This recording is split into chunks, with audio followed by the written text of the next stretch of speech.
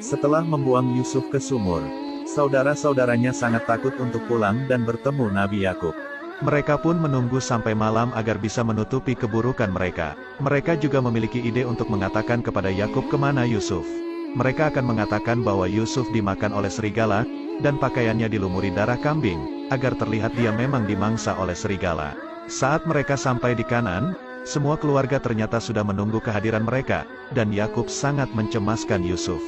Ketika anak-anak yang datang sambil berpura-pura menangis, Yakub menyadari bahwa Yusuf tidak ada di antara mereka, lalu ia pun jatuh pingsan. Saat sudah sadar Yakub bertanya kepada Yahuda, apa yang sebenarnya terjadi. Yahuda dan Samun menceritakan, jika Yusuf dimangsa oleh segerombolan serigala saat mereka sedang menggembala kambing.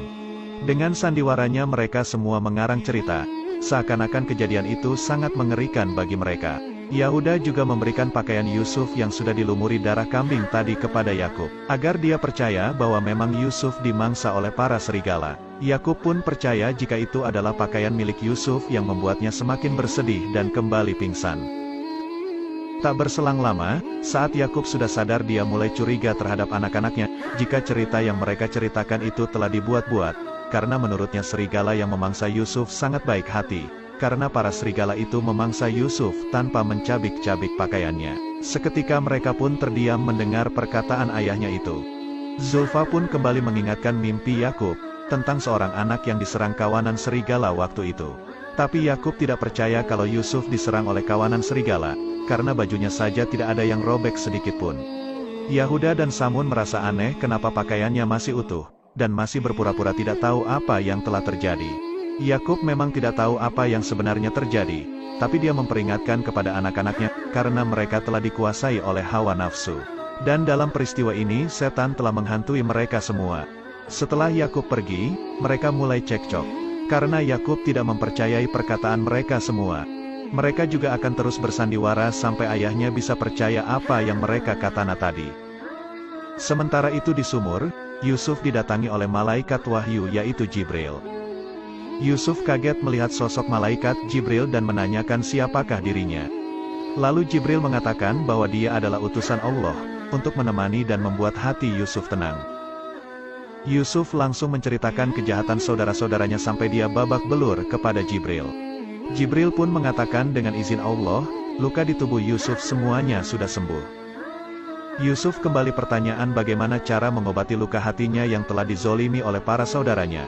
Tapi dia tidak ingin saudara-saudaranya itu dihukum karena dia sangat menyayangi mereka semua. Yusuf hanya bingung kenapa para saudaranya tidak menyukainya, dan apa salahnya kepada mereka. Kelak ia juga menginginkan agar mereka segera bertaubat kepada Allah. Jibril langsung menjawab perkataan Yusuf, jika nantinya dialah yang akan memaksa para saudaranya untuk bertobat. Setelah waktu yang cukup lama, Yusuf nantinya akan berkuasa atas mereka dan membuat mereka menyesali semua ini. Sebelum pergi, Jibril mengatakan kepada Yusuf kalau dia harus terbiasa menjalani banyak kesulitan. Keesokan harinya, semua warga Kanaan dan keluarga Yakub mencari Yusuf di sekitar ladang gembala yang biasa mereka tempati. Saat beberapa warga mereka di sumur Yusuf, malaikat Jibril kembali datang kepada Yusuf dan menyuruh Yusuf untuk tidur. Karena Allah berkehendak lain jika Yusuf belum boleh bangun dan kembali ke ayahnya Nabi Yakub. Tapi saat saudara-saudaranya mendatang Yusuf, dia pun terbangun dan mengatakan jika dia baik-baik saja, hanya saja dia merasa lapar. Lavi yang membawa bekal langsung memberikannya makanan, dan menceritakan keadaan ayahnya yang terus bersedih karena kehilangan Yusuf. Singkat cerita, ada sekelompok khilafah atau pedagang sedang berada di sekitar sumur Yusuf. Dan di saat itu juga datang badai pasir yang membuat khilafah itu harus kehilangan arah untuk menuju Mesir. Ternyata pemimpin khilafah itu juga pemeluk agama Tauhid, karena dia juga merupakan cucu dari Nabi Ibrahim, pria itu bernama Malik. Mereka pun bergegas melanjutkan perjalanan menuju Mesir, tapi karena mereka kehabisan air, mereka harus mencari air terlebih dahulu agar persediaan mereka bisa mencukupi saat dalam perjalanan. Ketika khilafah itu mendekati sumur Yusuf, para saudara-saudara Yusuf segera bersembunyi, karena mereka tidak ingin ketahuan. Malik sebenarnya sudah tahu jika di sumur yang sekarang ditempati Yusuf saat ini airnya payau dan tidak bisa untuk diminum. Mereka pun sebenarnya enggan untuk mengambil air di sumur itu. Tapi anehnya para hewan yang dikendarai mereka berhenti di depan sumur, dan seakan-akan tidak mau untuk melanjutkan perjalanan. Karena hal itu, mereka pun memutuskan untuk istirahat sebentar. Di sana salah satu teman Malik berpikiran bahwa para hewan itu pasti mencium bau air, makanya berperilaku aneh seperti itu. Di saat itu juga ada kakek-kakek yang sedang merasa kehausan, dan menginginkan air yang sudah menipis. Akhirnya para khilafah itu mencoba mengecek sumur itu, untuk memastikan apakah airnya payau atau tawar. Dan dengan kehendak Allah, air sumur yang seharusnya payau berubah menjadi tawar, yang membuat Malik merasa aneh mengetahui hal itu. Di sisi lain saudara-saudara Yusuf mulai berpikir, bagaimana jika para khilafah itu menemukan Yusuf di sumur itu?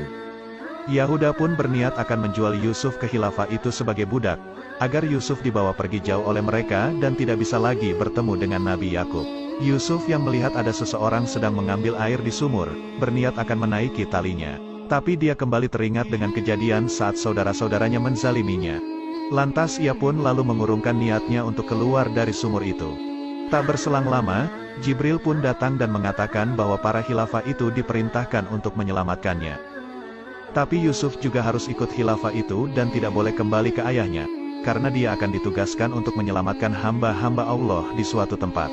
Yusuf pun tak tega meninggalkan ayahnya yang selalu bersedih di rumahnya. Tapi Jibril mengatakan bahwa Yakub harus bisa bersabar berpisah dengan Yusuf bertahun-tahun, karena itu adalah kehendak Allah.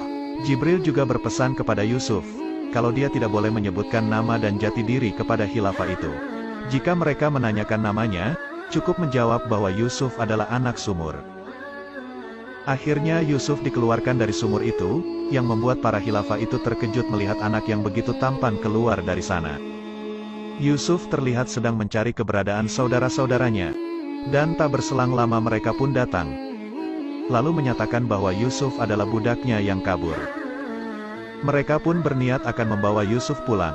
Tapi Yusuf sempat mengatakan kepada Malik, bahwa mereka telah membuangnya ke dalam sumur itu, yang membuat Malik merasa iba terhadap Yusuf. Ketika Yusuf ditanya oleh Malik, apakah benar dia budak mereka, Yusuf hanya menjawab bahwa mereka punya kekuasaan atas dirinya dan penanggung jawab urusannya. Hal itu membuat Malik berpikir bahwa jawaban Yusuf memiliki beberapa arti, dan tidak akan mengembalikan Yusuf kepada mereka. Yahuda pun berniat akan merebut Yusuf secara paksa, namun hal itu langsung dicegah oleh Lavi yang lalu menawarkan untuk menjual Yusuf kepada Malik. Malik pun merasa aneh, kenapa mereka begitu cepat berubah pikiran. Lavi pun mengatakan bahwa mereka sudah lelah harus selalu mencari kemana Yusuf pergi. Mereka pun saling berunding, dan akhirnya mendapatkan sebuah kesepakatan untuk menjual Yusuf. Mereka juga meminta agar membawa Yusuf pergi sejauh mungkin, agar dia tidak bisa kembali lagi. Yahuda lalu mengancam Yusuf, jika dia kembali lagi ke Kanan, maka dia akan langsung membunuhnya. Mereka juga mendatangani sebuah bukti transaksi penjualan budak, agar nantinya Yusuf bisa dijual kembali oleh Malik. Sebelum pergi, Lavi mengatakan kepada Yusuf, bahwa para khilafah ini lebih baik dari mereka, dan menyuruh Yusuf untuk pergi bersama khilafah itu. Yusuf mengatakan bahwa ini semua memang sudah kehendak Allah, jika dia harus ikut bersama para khilafah ini. Dia malah lebih khawatir jika Lavi dan saudara-saudara lainnya tidak diampuni oleh Allah. Yusuf juga meminta Lavi untuk menjaga adiknya Benyamin di rumah. Setelah itu Yusuf pun pergi meninggalkan saudara-saudaranya bersama para khilafah menuju negeri Mesir.